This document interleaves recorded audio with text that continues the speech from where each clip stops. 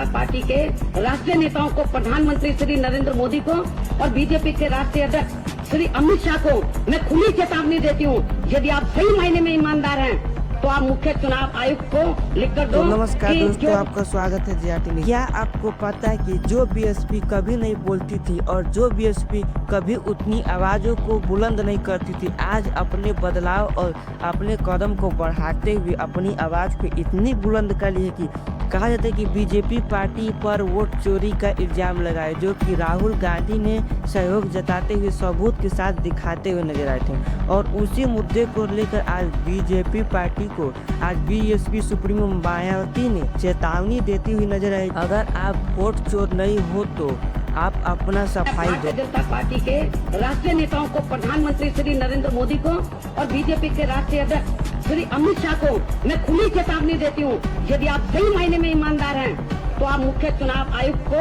लिखकर दो कि ये जो चुनाव है तो हम बिल्कुल हमको सही वोट पड़ा है। यदि वो सही ईमानदार हैं तो ये वोटिंग मशीन वाला जो है चुनाव, तो इसको रद्द करा के मुख्य चुनाव आयोग को बोले, जो पुरानी व्यवस्था थी बैलेट पेपर की, उससे चुनाव कराएं। जो पुरानी व्यवस्था थी बैलेट पेपर वाली जो है उससे चुनाव कराएं।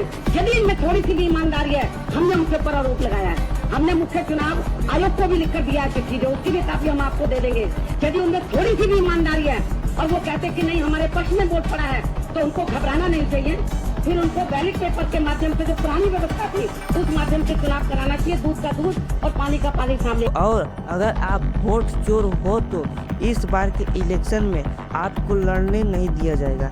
इसी मुद्दे को रखते हुए आजाद समाज पार्टी के अध्यक्ष चंद्रशेखर आजाद ने बीएसपी सुप्रीमो मायावती का समर्थन जताते हुए नजर आए। कहा जाता है कि उधर बीजेपी पार्टी अपनी झंडा को लहराती हुई नजर आ रही है और बिहार में आकाश आनंद, जो कि अपने पार्टी को आगे बढ़ाने के लिए बहुत सहयोग जताते हुए उन्होंने ऐलान की है कि इस बार 100 सीटों से